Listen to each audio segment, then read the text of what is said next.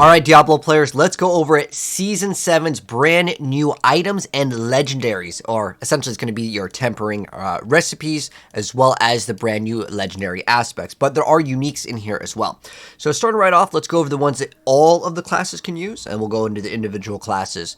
So starting right off, there's the aspect of Apogeic Fury, which is an offensive one that makes it so when you cast an ultimate skill, it's going to increase your ultimate damage by up to 10% on the highest roll, and it can go up to 100% and at 10 stacks or cooldowns, and this bonus are reset.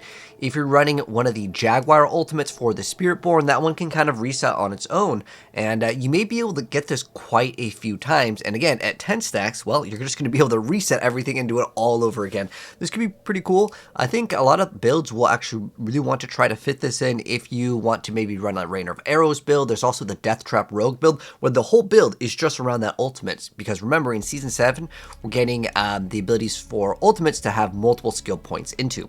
And then the next one is the Behemoth Brawler's aspect, which is going to make it so casting an ultimate skill increases your damage by 10 to 30% for 8 seconds. And then we also gain 2 additional ultimate skill ranks, which is pretty good because remember, this doesn't increase just the damage of the ultimate, but that will also increase the duration on some of them, and it will also give you additional cooldown because it's more ranks into it. So this one actually did take a nerf as well as this one from the PTR. So the blue numbers, by the way, guys, are the updated changes here. But next up, we are going to be moving into the class uniques. So Barbarian, we have the Mantle of the Mountain's Fury, which is a brand new chest armor. So now it says 100% of the Hammer Ancient's damage for 5 seconds after an earthquake explodes. So you basically get double the damage. Well, it's 100%. I'm assuming this is an X multiplier, but yeah, if you just start using earthquakes, 100% extra damage is going to be like pretty much best in slot for a lot of builds if you are playing a Hodabar. And it's going to grant us 3 to 5 ranks of Hammer of the Ancients. Remember, if you get a greater aspect on this or affix on it, this is going to be pretty dang nice. I think this is the one that kind of matters. Getting armor is good, but you're going to have so much strength towards the end of the game. And then we have a chance for Earthquake to deal double damage. It's interesting because it's wanting for Hoda and Earthquake to, I guess, be part of the build. And then it has its special unique power. Hammer of the Ancients also forms a seismic line that deals its damage and slows enemies, so that's affected by crowd control, for 4 seconds. And then any earthquake it passes through explodes for their total damage and are consumed. So that's going to be pretty cool. So really good item for Hoda Barbarians. I almost feel like this season's kind of like a shout out back to Season 2, because we have the Hoda and the Ball Lightning kind of making a big return here. And then we have the aspect of Incendiary Fissures, which is a offensive aspect, so it's another legendary aspect. And our earthquakes are going to deal up to 60% increased damage, and their damage is converted into fire. So keep in mind, if you get anything that gives you non-physical damage, that will then translate into this damage because it's converting it into fire. And then we have the Behemoth Brawler's Augment, which is a new tempering recipe, which is going to be plus ranks to Warpath, Belligerence, and Heavy Hitter. So that's the brand new things that Barbarian is getting. Next up, what are the brand new Druid uniques and new items? So we have a brand new unique amulet, which has the affixes of some % willpower. Getting this to be a greater affix would be really great. And then we have Werewolf crit strike damage going up to 200%. Again, getting these things to be greater affix is going to be huge. And then we get increased movement speed while shapeshifted into a werewolf. And then we have feral aptitude, and the most important part is the power. So the value of your Lupine's Ferocity critical strike damage is increased to up to 200% X when consecutively critical striking. So that means, I'm guessing that means you have to keep on critting. Is that every single crit gives 200x and then it multiplies every single time? There's probably separate different ways to get guaranteed crits in the next season, and I think that this has some potential. Again, if the way that it works is that you get 200x and that 200x gets multiplied every single time that you're critting, I mean, this could go crazy. I'm really curious to see if this will like break the game. Hopefully we'll see some crazy builds with this come out. Then we have the aspect of the Electrified Claws.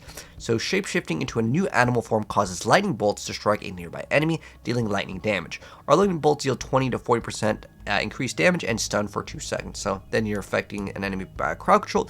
There's also a glyph where like enemies affected by like a lightning bolt, or when you hit with a lightning bolt, you get like 20x multiplier. So normally like you'd have to be kind of building into it, but maybe if you want to just grab that glyph specifically for this, or as like the legendary node, you can maybe try to fit this in to have some extra synergy, but it does require you to obviously run an aspect over here. Just to get, like, I don't know what the multiplier is, and if they've changed it or something, I don't know, it's like 10 to 20x.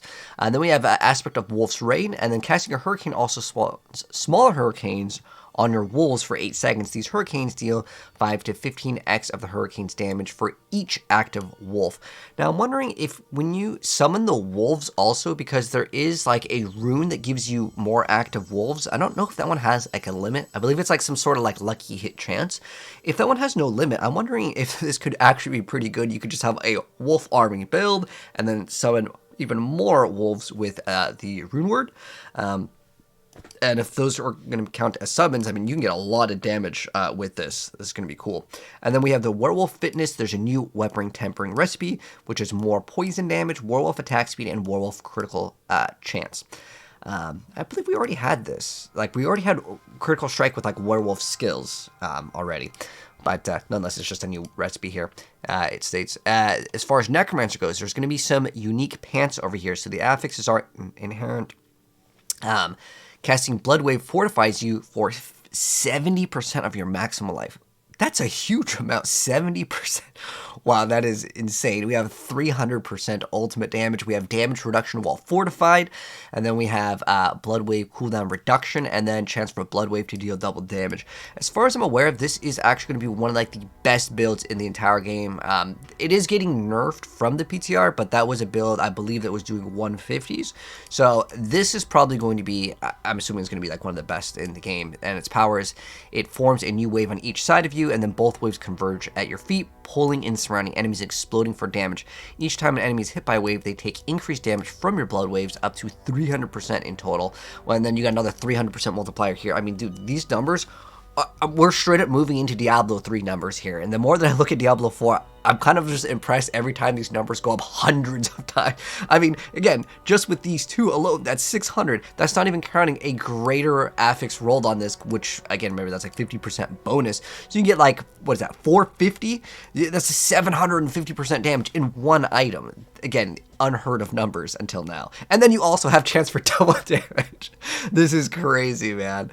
All right, Necromancers are eating good with that new unique over there. So that one's definitely going to be money. If you want to know what item is probably going to be worth a lot on like trading websites, you get this, you hit this greater affix. I think this one was going to be really good, but also probably getting cooldown reduction so you can spam the abilities. These two are going to be great. Anyways, we have some unique pants on Endear's Memory. So what does it do? So its inherent is casting Bone Spear reduces blood waves cooldown by 2 seconds. We get increased life. These are also pants, so they fight for the same area here. We get overpower damage, and we have damage reduction while injured. Then we have ranks to Tides of Blood. And the special power on these unique pants are Blood Wave is additionally a bone skill that spawns a bone prism at its endpoint and increases your blood skill damage by up to 80% for 8 seconds when cast. Bone Spear is additionally a blood skill and will drain 10% maximum life each cast after hitting an enemy to consume a surrounding corpse and launch a new bone spear from it. Oh, that's kind of cool. It's like the there's a set like that kind of in Diablo where it has like these extra lances. I think that maybe that's kind of what they were going for with like consuming the corpse. But as far as it draining 10% of your max life every single time, this could be a double-edged sword. There are ways where you can actually heal, and when you heal, you also gain resource. So you can try to maybe mix those in, and that way you can have like extra resource recovery. I don't know. I think it was like, is it like the stars? I think it's called like stars. It's like one of like the resource ones that you put in like your ring. Anyways, next up we have the aspect of Distilled Anema, which is a mobility aspect, while Soul Rift is active, which is the brand new ultimate that we got in Season 6. You're unhindered and gain increased movement speed per soul, absorbed soul up to 60%, and it lasts for 5 seconds after it ends. So you have a little bit of a big upgrade over here. Getting just 60% on movement speed on Necromancer is great, because they don't have a mobility skill. And technically, you know, when you convert yourself into Blood Mist, yeah, there's kind of a mobility skill, but usually you go slower without the aspect. Anyways, Bone Duster's offensive aspect. So the previous one was Bone Spear is guaranteed to crit enemies inside Bone Prism and gets increased damage. Now, its newer update is Bone Spear is guaranteed to overpower enemies within Bone Prism and gets to deal 50% increased damage to them. So it's going to be buffed up, and a guaranteed overpower is way better than guaranteed crit, because you can get guaranteed crit relatively easy. There's a couple different ways that you can do it, but guaranteed overpower is quite strong. So I'm really feeling like this could have some potential in the game for sure. So you can mix in like maybe Banished Lords as well. And then next up we have the Dreadful Augment, which is a new weapon tempering recipe, which gives us Fueled by Death, Finality, and then Rings to Titan's Fall. All right, next up, my favorite class, the Rogue. So the Rogue is really looking pretty good next season, especially with like some of the Shadow Clone stuff. So we have a new unique pair of boots, which its inherent is casting mobility skill grants 100% movement speed for 2 seconds. And then next up we have the Shadow Resistance, was like whatever, mobility cooldown, and then we have plus 2 to 3 ranks in mobility skills. One thing I want to check out real quick. Okay, so I had to double check to make sure this wasn't a mobility skill, which is Dance of Knife. It does count as an agility one, and it's channeled here. But I had to check just in case we can get ranks to that, because I think a lot of people will be using Dance of Knives to level up in the next season. And then we also get ranks to Shadow Imbuement. One of the great things that you can do with Dance of Knives is you can hold it down, and then you can combine it with like Shadow Imbue. And then you can also have like the Lucky Hit Chance to Stun. But pretty much you use this because it explodes in an AoE, and your ideal goal is just basically have infinite Shadow Imbue, and you kind of just spin around. You can get any of the imbuements here, but just getting rings to Shadow Imbuement, I just guess you get more explosions. It might be something to consider to actually run. And then the power is mobility skills are always Shadow Imbued with 40 to 80% increased potency. That's a pretty big amount. And then Lucky Hit damaging an elite or boss with a mobility skill has up to a 80% chance to instantly trigger a free Shadow Imbuement explosion. Ah, okay. It has to be with a mobility skill. I've always wanted to make a build that was with Shadow Step, so this could be something very fun to go ahead and mess around with if it potentially has a good amount of potency. Maybe you can finally make this build, because again, the goal of it is to teleport hit, and you just have these really big explosions here. Pretty cool stuff. And then as far as like resetting on bosses, because there is one where like when you kill an enemy, you get to have it like refresh. I forgot the name of the aspect, but there is like a way to do it as long as you are able to eliminate the targets. Maybe it's finally going to be playable. And then next up we have Slice and Dice, which is a utility aspect, which makes Twisting Blade's initial hit cleaves, which is going to also make it so it returns faster, which this is actually, in some areas, this is actually going to be worse. The reason why is, while the enemy's impaled, there's a buff for, instead of like 1.5, I believe it's 3 seconds is the change now, where you get to just keep on multiplying your damage. And if it works with the Shadow Clones as well, because they said the Shadow Clone is going to gain all of your benefits, this could be actually something where you may not want to run it, because I get it that it cleaves, it can hit multiple things. In theory, that should be good, but against single target, you would actually want to stack as many blades inside impaled as possible, and returning faster would actually make it worse. So, I mean, it will be worse for single target, but for, like, I guess mobbing, you can melt most stuff, but unless you're doing some pushing, this could be good still in some areas. It's just kind of a double-edged sword. Anyways, aspect of Bitter Infection, which is an offensive aspect. Enemies infected by Shadow Imbue take up to 70% of its damage every second. Wow, that's pretty cool. And it deals increased damage. So they're really like leaning into like some sort of like shadow-based build. So that's going to be cool to see if this is going to be a viable like option. I remember when everyone was playing with the Barber. Barber actually counted as shadow damage, so it's going to be cool. And then we have Ultimate Efficiency. It's a new resource temper recipe. So you have cooldown on Death Trap, Rain of Arrows, Shadow Clone. I think a lot of people will be interested in this. You know, you can actually get energy after an ultimate scale anyways. I'm not sure why you would need even more. But now that you can get this, you can stack the potion that's going to give you extra resource. I think it's called Resourcefulness. And then you can maybe run like Beastfall Boots and Banished Lord's Talisman and get some crazy amounts of resource gen, and you can basically just keep on resetting again and again with like a Death Trap or your Rain of Arrows. Next up, the Sorcerer.